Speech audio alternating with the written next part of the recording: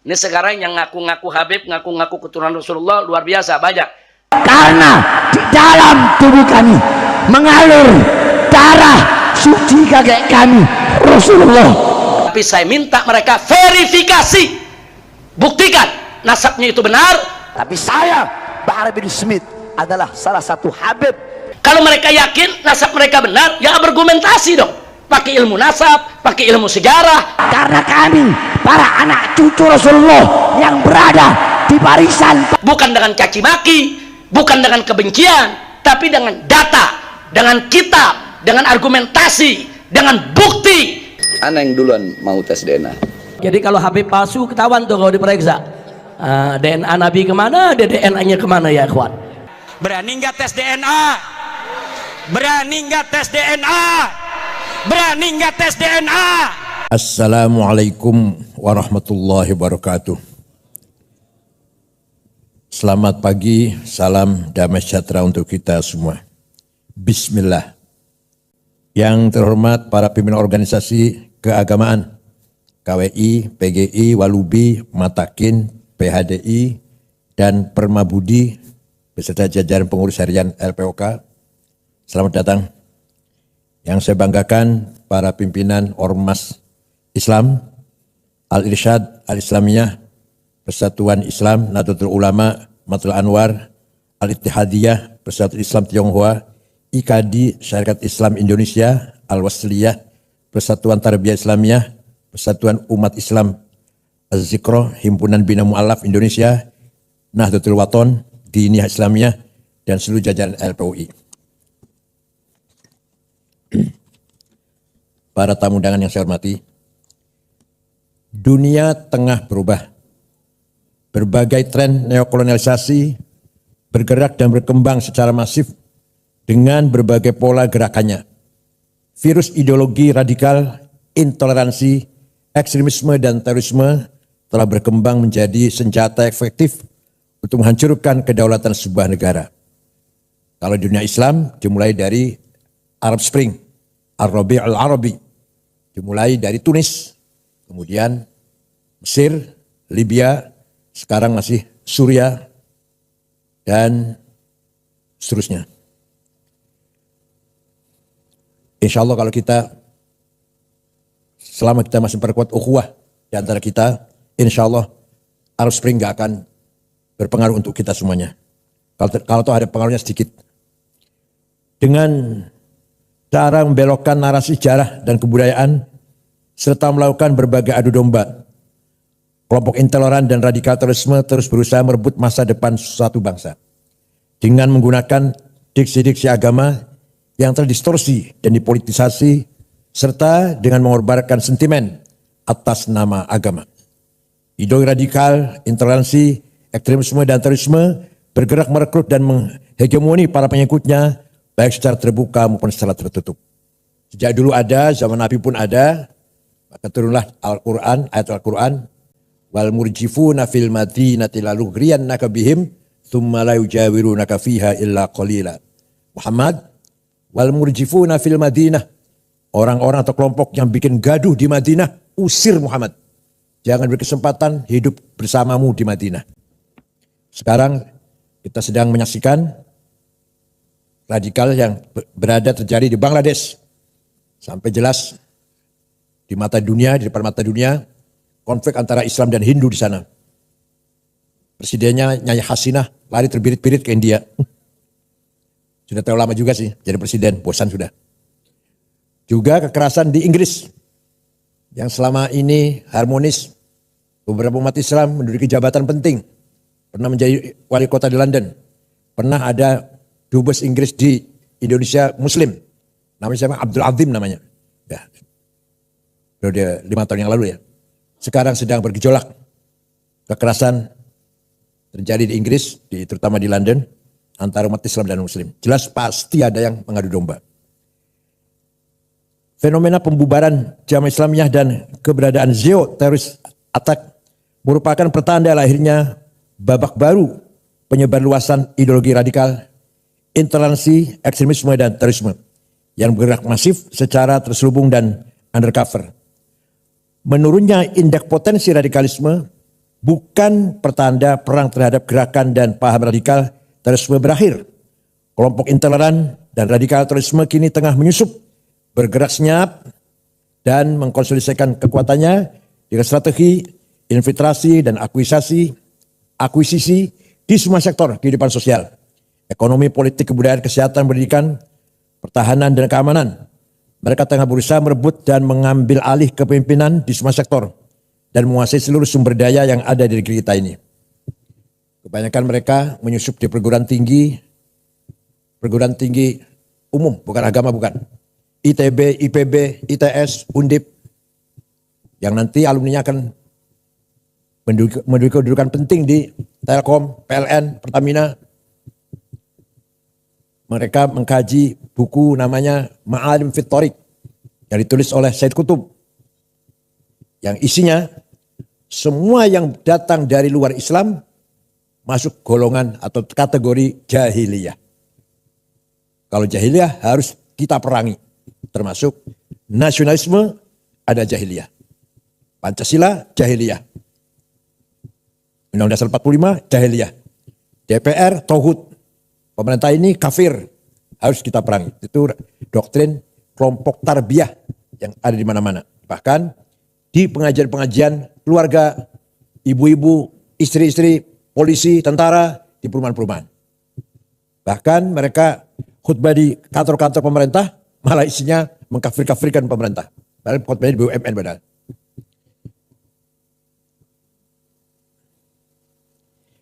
Para penyelenggara negara, aparat penegak hukum dan khususnya BNPT harus lebih waspada dan melakukan screening secara lebih detail terhadap sel-sel intoleransi dan sel-sel radikal terorisme yang lebih luas di ruang publik.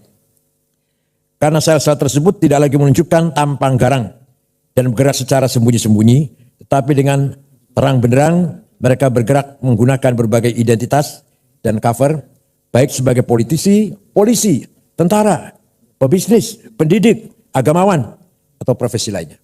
Di kelompok polisi ada namanya polisi as-sunnah. Harus kita awasi lah kita. Tsunami digital dan lompatan teknologi yang masif menjadikan dunia semakin tanpa batas. Kecepatan informasi yang tidak mudah dibendung menjadi peluang bagi kelompok intoleran dan kelompok radikal terorisme untuk menyebarluaskan paham dan nilai-nilainya secara terbuka dan pengaruhi alam bawah sadar generasi digital. Sosial media dan berbagai platform lainnya dapat menjadi alat propaganda efektif bagi kelompok radikal untuk menciptakan kondisi chaos dan disharmoni di tengah-tengah masyarakat. Sangat banyak. Di TV pun masih ada penceramah yang mengarah pada radikalisme. Yang kita tonton tiap pagi di begitu di radio. Seperti TV-TV Ar-Roja, Ar-Risalah, Al-Wisol, masih banyak lagi. Antara lain saja itu. Pesantren, Az-Zaitun, As-Sunnah, Iskariman, Bukhari Muslim, Yayasan Ali bin Abi Thalib, dan lain-lain. Ulil Albab di Lampung. Maraknya siber attack, serang siber, dan digital terorisme yang dibarengi dengan pressure terhadap imunitas ideologi warga bangsa Indonesia di tengah serbuan ideologi transnasional, bila dibiarkan dan tidak diantisipasi, berpotensi mampu meretakkan kedaulatan nasional bangsa Indonesia dan mengacaukan kesatuan dan persatuan Indonesia. Kedaulatan digital harus diprioritaskan selain keberadaan kedaulatan teritorial yang juga harus dijaga. Penguasaan terhadap teknologi dan infrastruktur digital secara mandiri, keberadaan regulasi yang tepat, dan pengembangan talenta digital memadai, serta upaya literasi digital harus terus didorong dan difasilitasi agar seluruh stakeholder bangsa dapat menjadi ujung tombak penjaga kedaulatan digital Indonesia. Di DPR pernah dibahas nggak Pak Anwar Sanusi? Pak Anwar Sanusi, di DPR dibahas nggak? Nggak pengamanan digital, keamanan cyber, dibahas nggak di DPR? Komisi berapa itu? Komisi berapa? 3. Dampak krisis global dan residu politik Pilpres 2024 harus segera dimitigasi dan disolusikan bersama. Sehingga persatuan kesatuan nasional dan masa depan bangsa tidak terkoyak.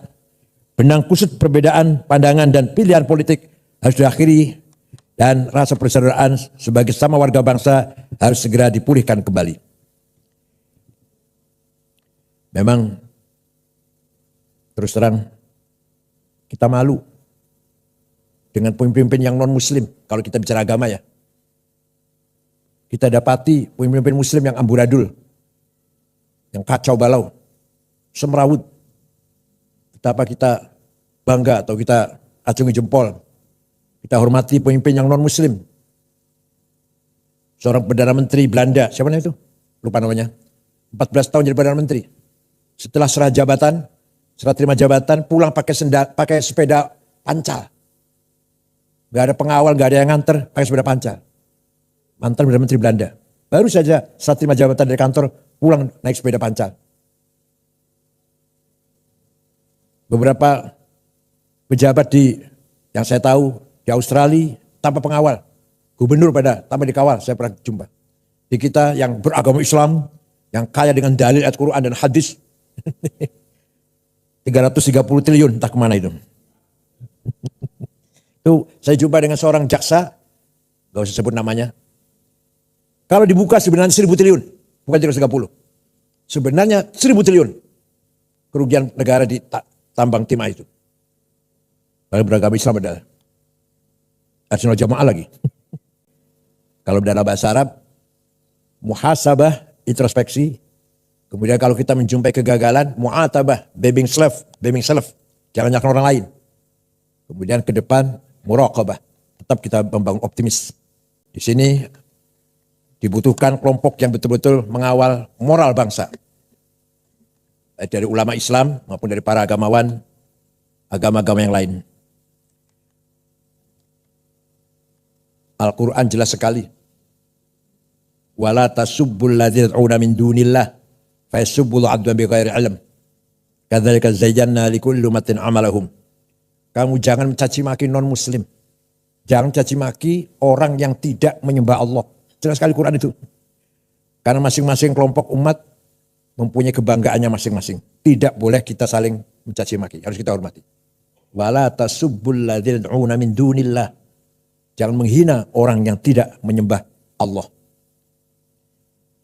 Bapak sekalian, kelompok intoleran dan kelompok radikal terorisme hingga kini masih seringkali memanfaatkan rumah-rumah ibadah, majelis-majelis taklim dan pusat-pusat kegiatan keagamaan di lingkungan pemerintahan, BUMN yang masih terlalu longgar untuk menjadi wahana persemaian ideologi dan penyebarluasan gagasan kekerasan dan anti moderasi agama. Karena di Jakarta itu sholat Jumat sangat banyak. Stok khotib kurang. Saya kira asal mulanya itu. Jadi khotib seadanya. Masjid banyak, kantor-kantor Jumatan. Masjid-masjid di masyarakat sangat banyak. Yang mampu khutbah kekurangan. Jadi stok khotib yang kurang.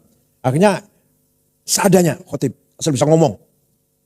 Maka naiklah ke panggung-panggung khutbah Jumat. Orang-orang yang tidak layak, tidak pantas menyampaikan dakwah Islam dengan sebenarnya. Dalam khutbah mencaci maki, tidak sah itu khutbahnya. Kalau ukuran kitab Fathul Mu'in, Fathul Qarib, nggak sah. Nyebut nama aja nggak sah. Kalau khutbah mencaci maki orang, dengan menyebut nama, sudah tidak sah itu. Kalau mau ceramah, kalau mau menyebut nama, di luar khutbah. Ceramah biasa. Kalau dalam khutbah, 2 khutbah itu mengganti 2 rakaat salat duhur. Sangat suci, sangat sakral khutbah Jumat itu.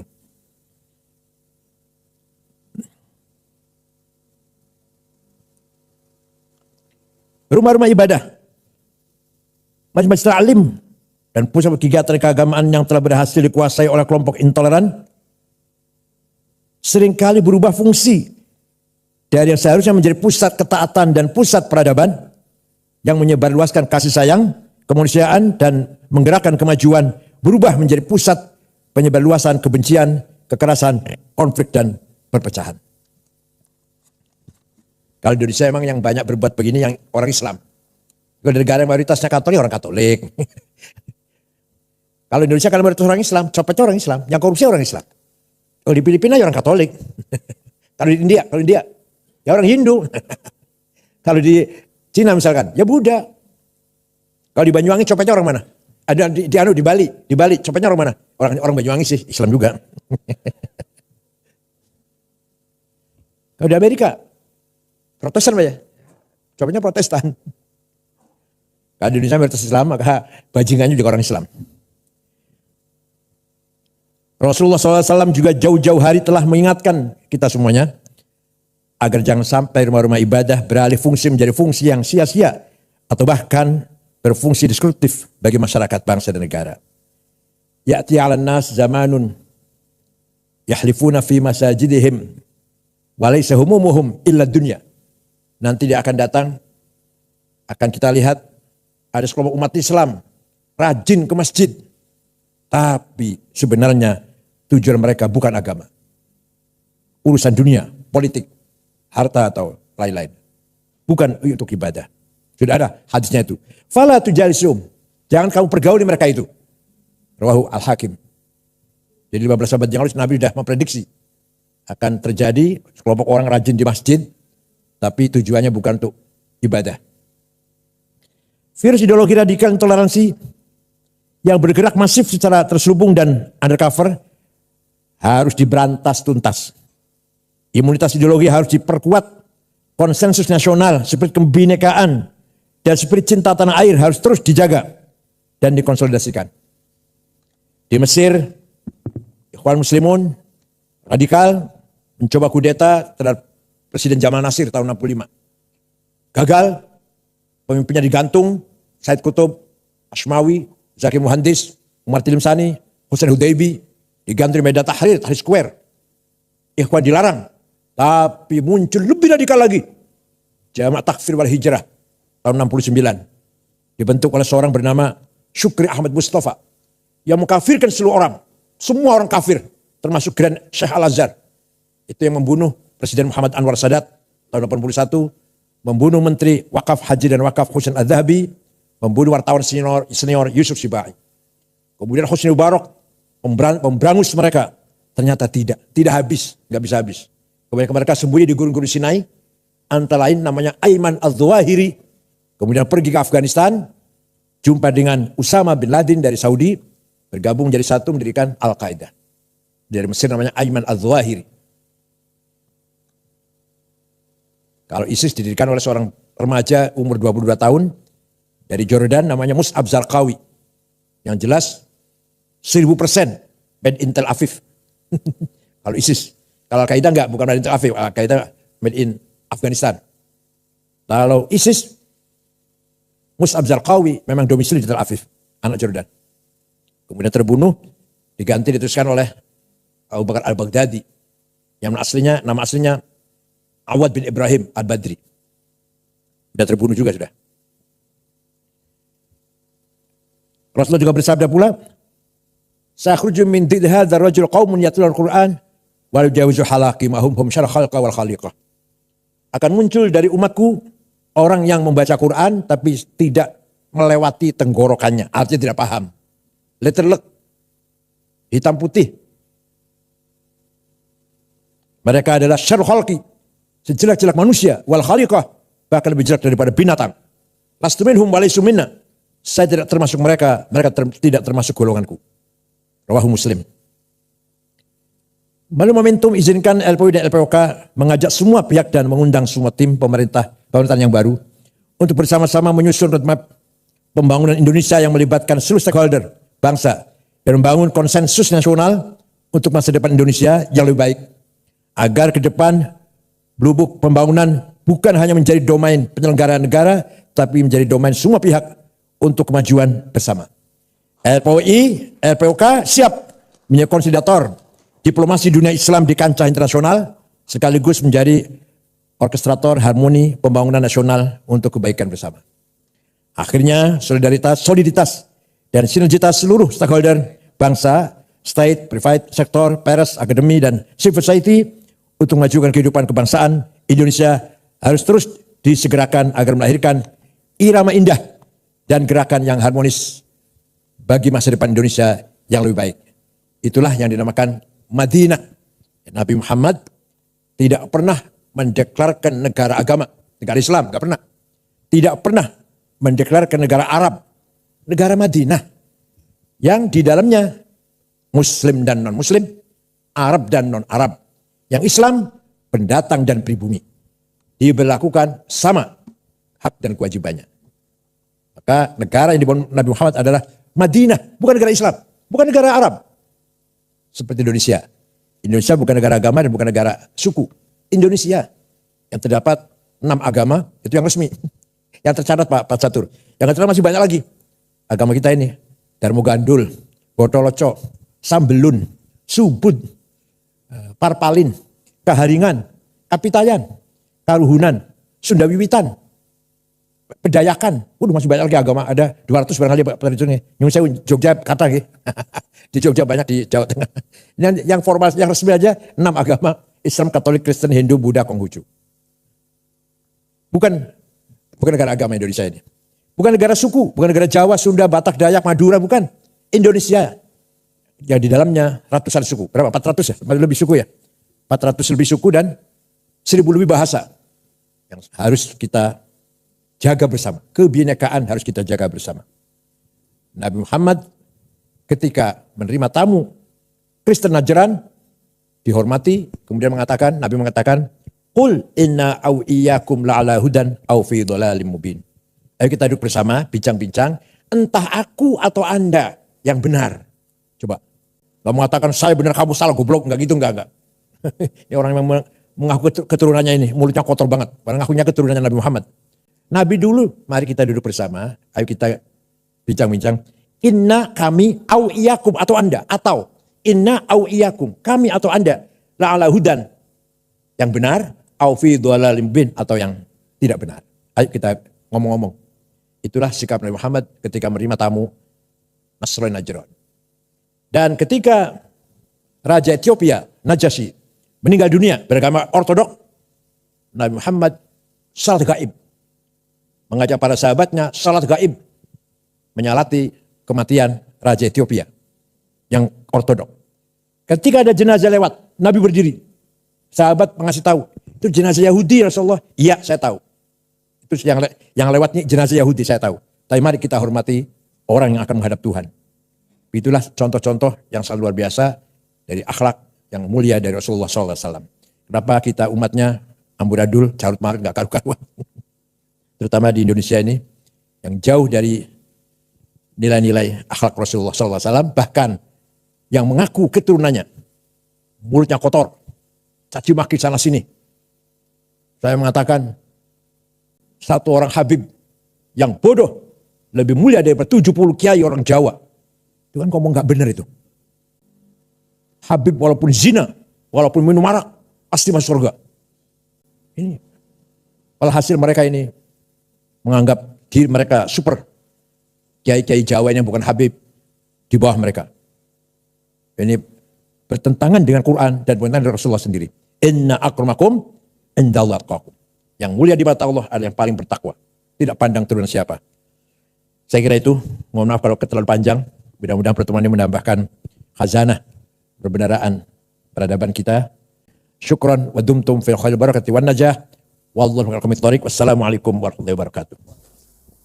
Lah ini ilmu iku adalah yuntasabu ila Rabb, sementara nasab itu yuntasabu ilal makhluk iku Kanjeng Nabi. Ma yuntasabu ilal Rabb iku afdal mimma yuntasabu ilal makhluk ila khalqi. Walaupun kowe makhluk Kanjeng Nabi, milo niku termasuk Imam Ghazali ngendika bahwasanya orang yang alim lebih utama, lebih mulia daripada seorang syarif sing ora mulia, sing ora alim.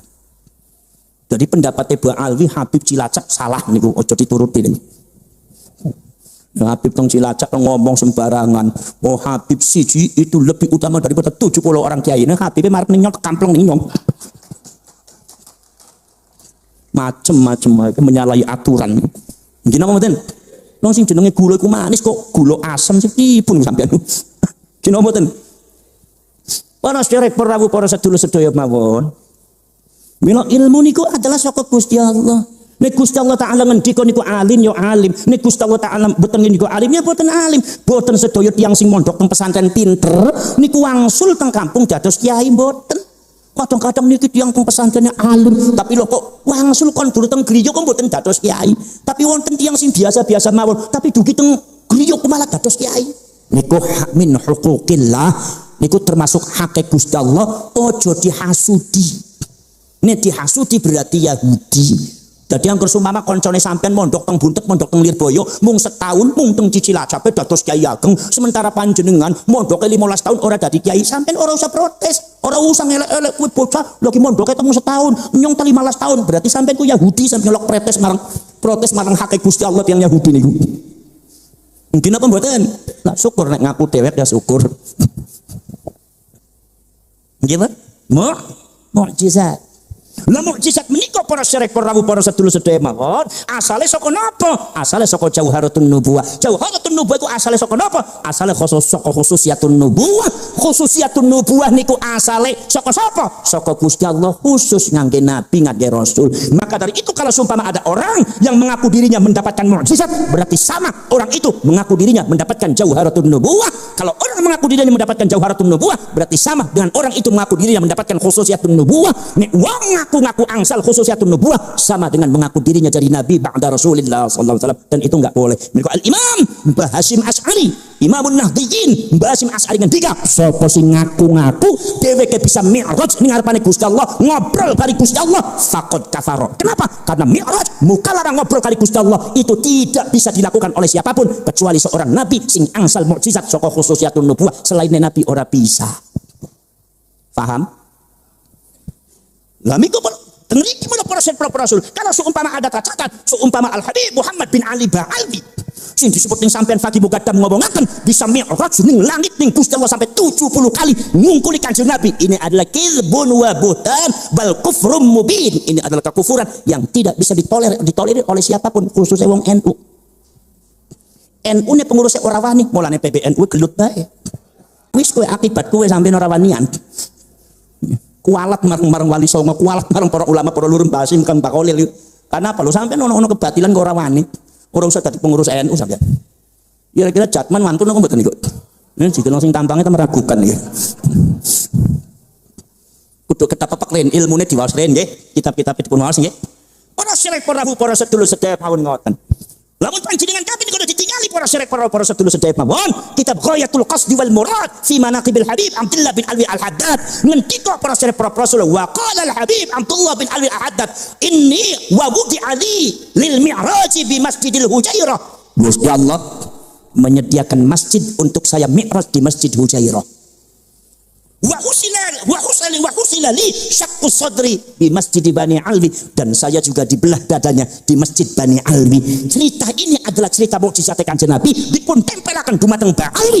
Ini bukan kalamah, ini adalah khurafah batil mubin wa kufrum mubin. Ki wong NU kudu tegas, Ahlus Sunnah wal Jamaah ora wani akhirnya PBNU ne gelut. Akhirnya orang mikiri agama, akhirnya mikiri tambang terus. Ini patari-tari itu orang pada peragat. Nono Jatman, wis ora usah mikir sing neko-neko, insyaallah aman. Allahumma wis ora usah mikir tambang gitu nggih. Nah niki ana tarik tambang niku mon bahaya kok nggih mboten nggih. Nah wis niki sakniki wis teko nderek Kiai Mbah Kiai Imdad, kula pancen estu remen sanget. Dugi mriki niku ngejak anak bojone kula tak jaki kabeh. Wis tak jak ziarah mriku. Ayo do maca ziarah rono maca kulhu ping 11. Engko ganjarane dihadiahno Mbah Yai kan ahli kubur iku kono kabeh ulama-ulama agung. Insyaallah ulan ahli kubur dijaru anapa dihadiahi kabeh mengki hadiah bi adatil amwat. Wonten kitabe Pak orang ngawur niku. Alhamdulillah. Ono kitabe kula betul niku Jalur Sunnah wal Jamaah.